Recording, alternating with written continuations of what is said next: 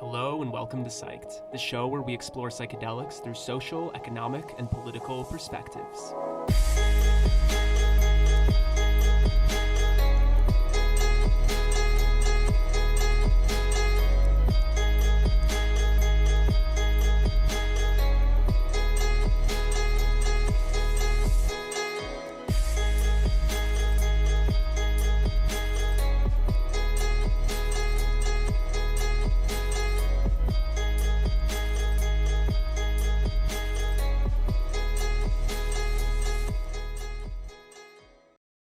Let's introduce our next speaker. We have Tyler Bryden, who will be talking on technology for good, technology to improve psychedelic research, therapy, and knowledge mobilization. Tyler Bryden is a passionate psychedelics advocate and speaker that works in technology, marketing, and mental health. He started his entrepreneurship journey after several profound personal healing experiences with plant medicine. Tyler and the team at Sessions.ai extract meaningful insights from personal journals and recorded sessions to help improve psychedelic research, therapy, and knowledge mobilization. Tyler personally supports MAPS Canada and other organizations in the space. He also started the Forest City Psychedelic Community in London, Ontario, to bring together people to inform, inspire, and heal. Tyler, thank you so much for joining us, and welcome to Psyched. Okay, well, thank you so much for having me here. It is, truly, a very humbling experience to be following some of the speakers here today, here yesterday. An amazing diversity in the audience that we actually had, and I'm hoping that I can make this 20 minutes worthwhile. I did a little practice yesterday, and I went 40 minutes, so I'm going to speed through this, and hopefully I can do a good job representing, what we're actually trying to accomplish. I think as a community here, with so many people just trying to work together to build a happier and healthier world. And there's been a couple people who have talked about this. Shlomi did a great job of, not just is the care delivery such an important piece, it's also the technology and the infrastructure that's needed to be built to administer care in an effective way. So today I'm going to try to look at basically technology for good, and how can we actually use technology to improve psychedelic research, therapy, and knowledge mobilization. And I'll touch on the term knowledge mobilization a little bit later, but the idea that knowledge mobilization can be exchanged with knowledge sharing, communication, and even maybe a dirtier word, but marketing, of how can we get this information to the right people who actually are capable of making decisions. And that's something, I know I'm very excited about, and many people in this community are. So first I wanted to start with, this is a quote from a MAPS article that I dug out from 2008, and Alexander did sort of an analysis of psychedelics and technology. And I won't read the whole quote, but I like this idea. It's problematic because psychedelics are a technology. Much as an automobile brings you from A to Q, so too does an entheogenic sacrament bring you from one state of awareness to another. And that's something that I'm thinking about consistently. Psychedelics, psilocybin, any of these substances seem to be sort of this natural technology that can amplify our intelligence and really get us in touch with ourselves and the larger consciousness and world. And so that's something I'm exploring, and then taking into consideration, can technology actually be used for good? And I don't usually do this. This is exciting for me. I've got a little bit of list of some of the content that I want to talk about today. And when we talk about technology, I think there's a lot of opportunities, but I think we've also got to address some of the risks as well too. And for some people, this is actually the first time that anyone's actually maybe heard of me, of what I'm doing. And so I just want to do a little bit of an introduction to just show you where I'm actually coming from, and why I'm looking at how I can contribute, and how the team that we have can contribute to the psychedelic community, and hopefully that will sort of illuminate a little bit of what I'm actually thinking and how I'm viewing this. So I'm just going to take you back a little bit. That's my sister's hand. She took this picture last night.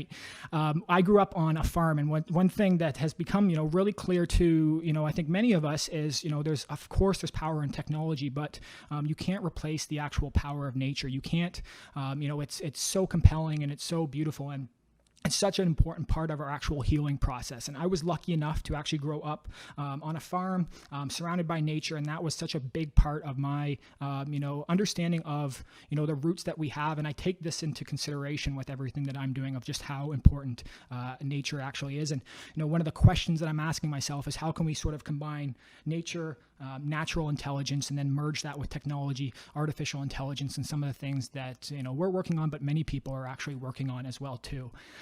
Just a little bit of a background. This was me as a hockey player, 2002, 2003. I have my stick under that guy's skate. He is going to fall. I'm going to get a penalty, and I deserve that penalty. So I was always a little bit mischievous, always up to something.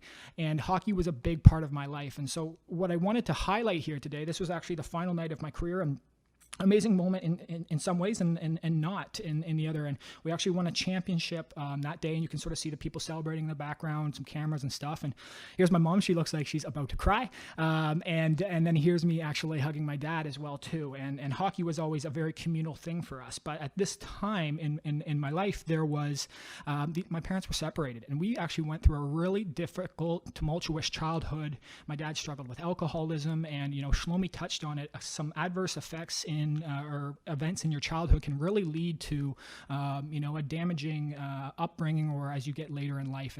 And that's what happened to me. And the last night when we won this game, instead of this joy that I expected to feel, 15 years of work, dedication, I sort of felt completely empty, and I lost all meaning. And here's a picture of later that night. I've got beers in my hand. This was part of the culture. I don't know why my pants are unbuckled. There's something going on there.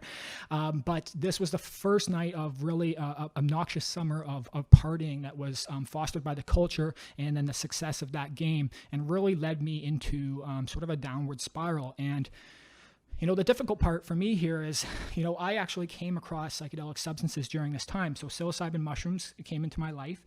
And instead of the hard partying that was going on with my friends, I started to, navigate through some of those actual experiences. And I was having all these revelations, but I didn't understand, and this is where, the knowledge mobilization, the education piece is so important here.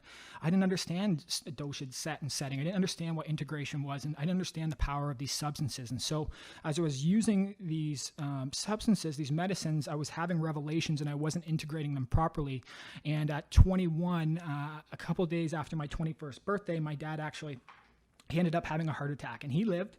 But because of the relationship as, going through childhood, there was a lot of things that came to the surface for me. And really this led to, me sort of, spiraling out of control. And I ended up as an inpatient in the hospital.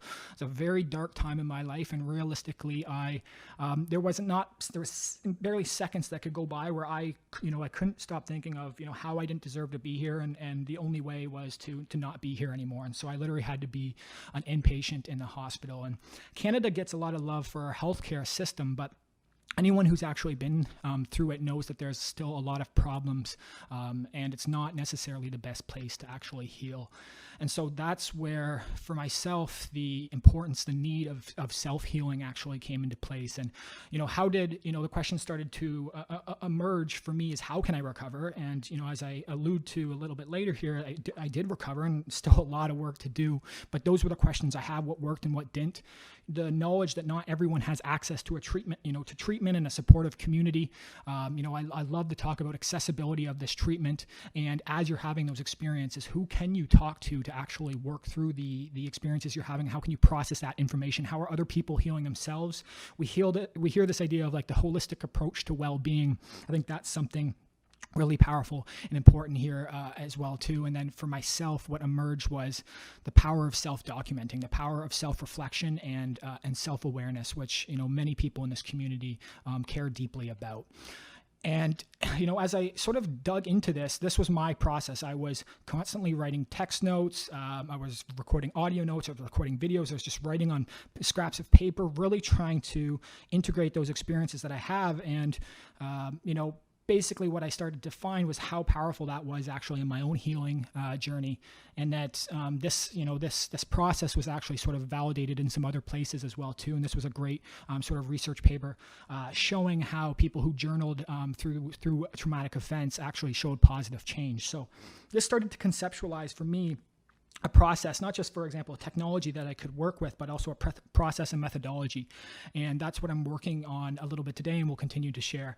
This is a picture of me a little bit through my healing journey. You can see, you can't see me on the screen right now, but this was me at about 280 pounds after my hockey career. And so when you swap out one vice, we know that another vice comes in. For me, that was eating. I was 280 pounds at this point. And although I looked happy in this picture, I started to document a little bit of the work I was doing. There was still a lot of work to do and still a lot of suffering.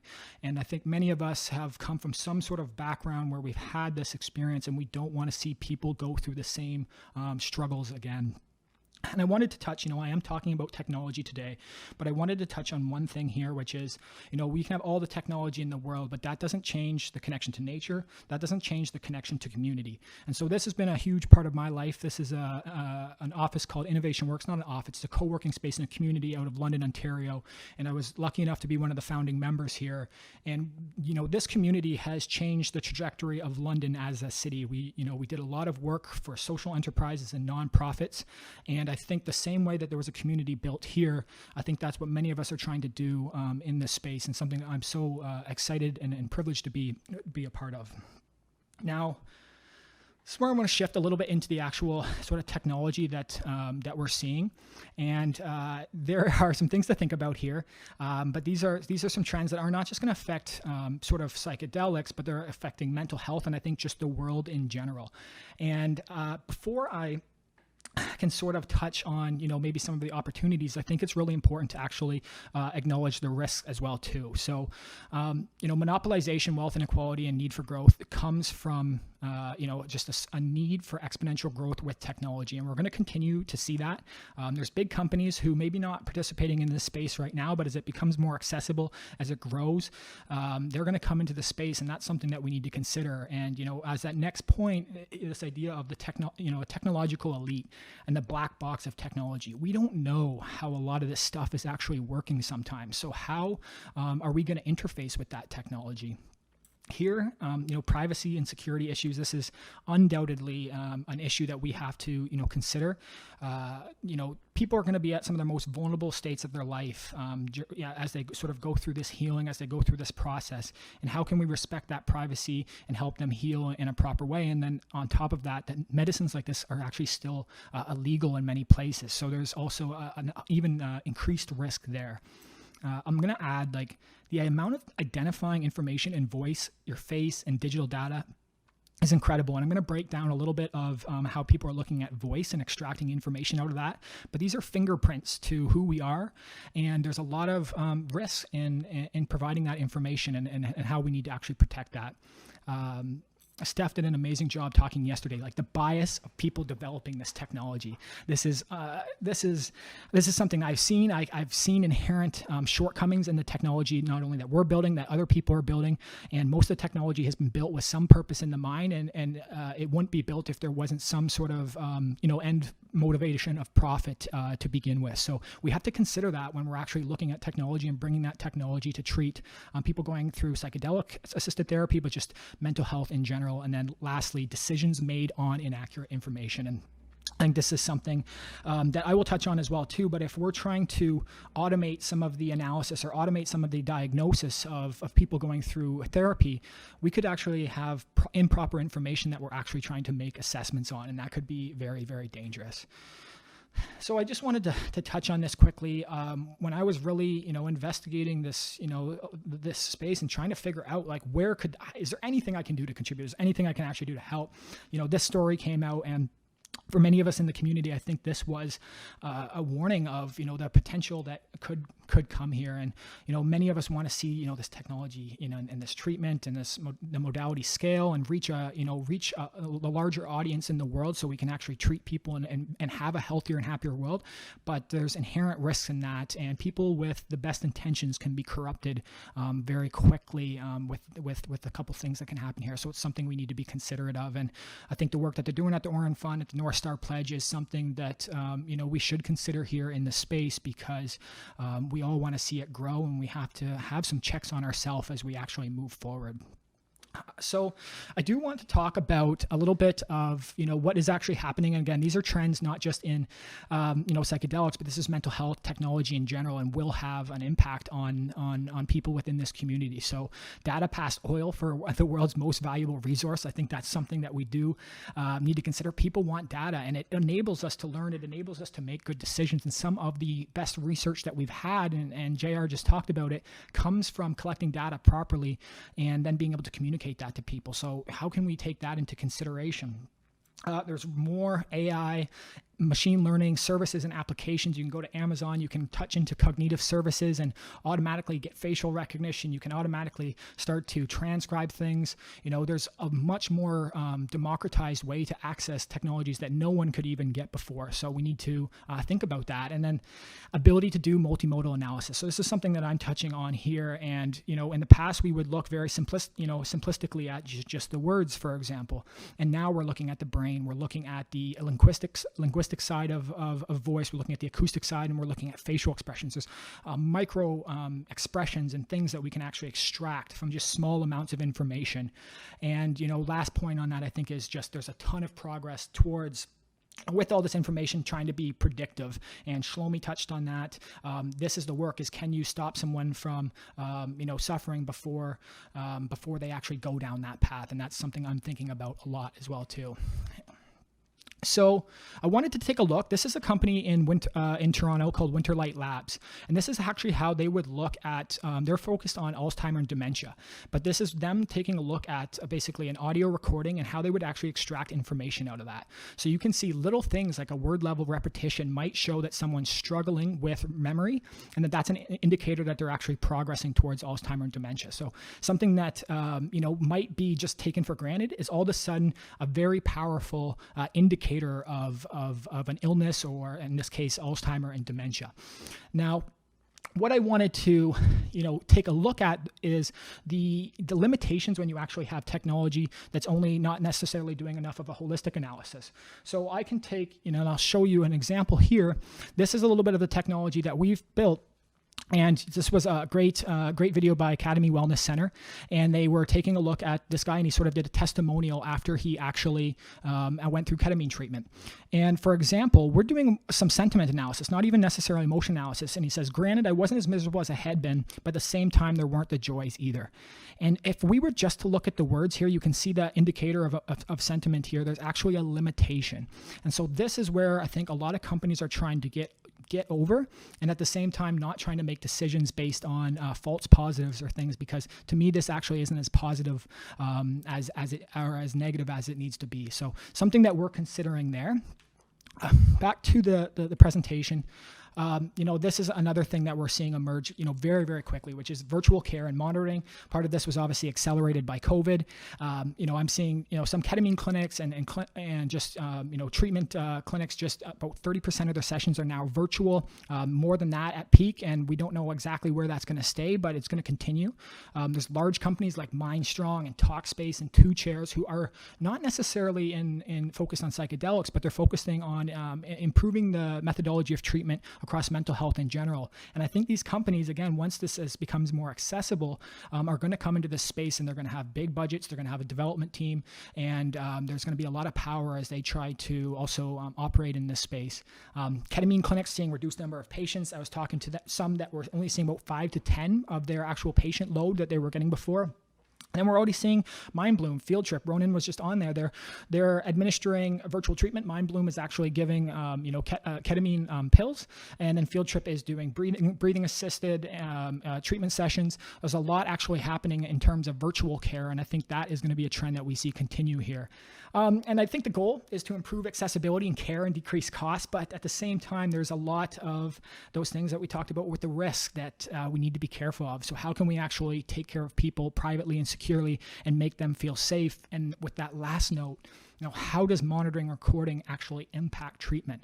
If you're aware, for example, that a session is being recorded or a clinical trial is being recorded, how does that actually impact your recovery? How does that actually impact your treatment? And I think this is something that we want to think about as well too. Shlomi touched on this a little bit, but this stuff I actually find, extremely fascinating, and it was really absolutist words. So what are absolutist words? They're basically, once we get past the state of we can no longer see temporarily, we can only we see everything as permanent. So because COVID came, the world is this way and it's always going to be this way. Or I'm a loser and I'm depressed and I'm always going to be this way. These are signs, early indicators that we are trending down a negative direction: anxiety, depression, suicidal ideation. And can we detect those signals early so that we can actually stop people from having a negative experience and trending down? And this is something that when I look back on my own life, I question, if I had known these indicators, if I had had a self-monitoring tool or technology like some of the people in this community are looking at, would I have been able to avoid some of the suffering that I had? And, just as an example, this is from a plant medicine. This is a look into my own life and how I'm actually using some of my own system. What I'm doing is recording a little intention setting for myself.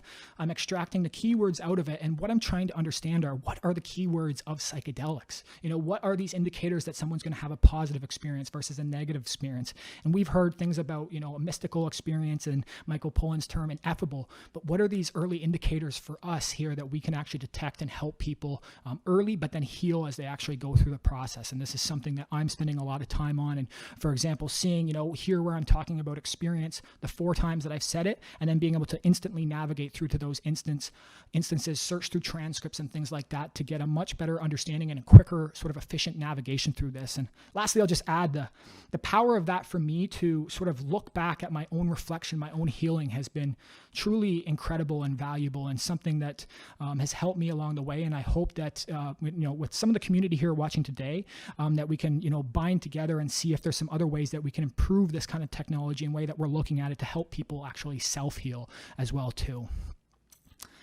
And then, last trend that I just wanted to touch on is sort of like real-time analysis and feedback. And this is something that I'm, this is exciting stuff.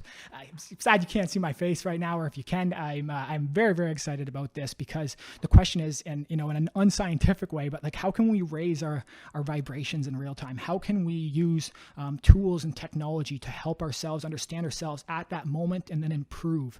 And, we've seen some examples of that. I think Breathscape is an amazing application where it actually monitors your breathing and then builds music off of that. And to think of that interaction, that computer-human interaction that we actually have, it's an amazing thing, and it's an amazing actual opportunity.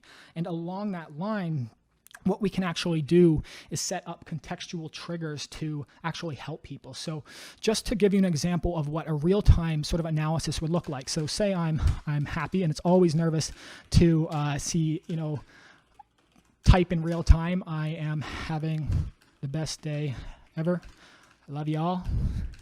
This is great community, right? So that's charting out my sentiment in real time. And of course, there needs to be more work to done in this. But if I know in real time that these indicators are popping up, what could we do to add contextual triggers to help people, to interject, to intervene? Could we communicate this to a patient provider, a treatment provider? What can we actually do with this information? And that's again where I'm, continuously connecting with the community and with, some amazing people who are actually helping us, validate these signals and then actually help people.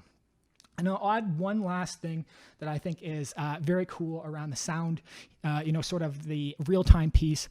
This is sort of if I'm transcribing in real time. So what can I do? Happy, sad, angry, magic mushrooms.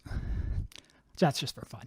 But the idea here is those contextual moments where I'm just triggering with words there, but imagine we could trigger off audio. Imagine we could trigger off tonality. Imagine we could trigger off all those things and literally give people ambient experiences, help them heal. And just like Mendel Kaling is doing with sound, what can we use these real-time signals of ourselves to actually improve the healing?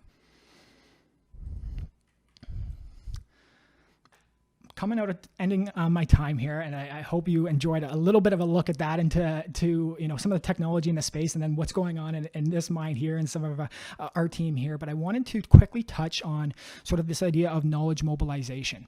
And knowledge mobilization for me, again, can be communication, knowledge sharing, and use in an academic sense. But like, how is all this amazing work that we're doing? We're bringing this community together, but how can we get that out to the larger public? And we've seen instances like that. Fantastic Fungi, which brought, to me, brought communities together and brought families together, where the most people would be scared to bring, someone to a screening or talk about these substances, but to bring it to a movie like this with animations and great storytelling, that is so absolutely powerful for making this actually happen. One thing to note, there's a lot of nonprofits in the space, and there's a little bit of controversy here. I know MAPS doesn't use Google, but there's an amazing program called Google Grants for Nonprofit. It gives you $10,000 USD a month in free ads to sort of amplify your message based off what people are searching for. And that's something to consider if you are a nonprofit in the space and are trying to figure out what to do with a limited budget. MAPS Canada and Canadian Psychedelic Association, I've helped set them up with that program. And we've seen a lot of, maybe 100 people extra a day on the website, which is, really helping.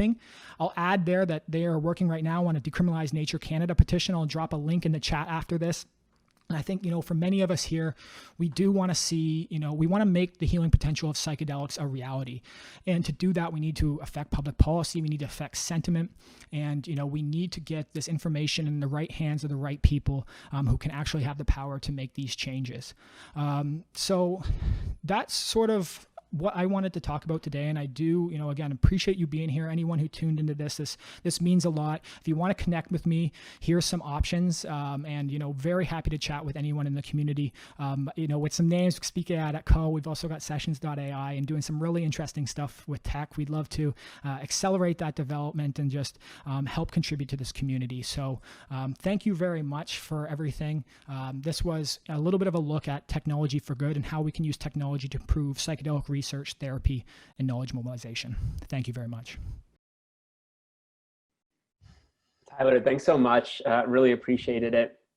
Love to hear from you and hear you present on all of these topics. I wanted to, kick it off and just ask a couple questions. One of the conversations, we were on this research chat a few weeks back with Tanya, and one of the things that I was personally interested in was seeing, how can we actually do analysis of community-based dynamics, interpersonal dynamics with, Speak.AI, Sessions.ai type software. Could you give, a little bit of a picture, maybe paint something for us that could, describe how interpersonal communication might be informed also by these tools? Yeah, this is actually really fascinating. This was out not for psychedelics for where I saw this, but what we were looking at was a simulation center at a hospital in London, Ontario. And what they were doing was simulating treatment session. And what they were actually looking for was communication breakdowns between the doctors who were administrating the therapy. And, for us, they actually had sort of validated keywords or signals that showed that there was breakdowns in that communication.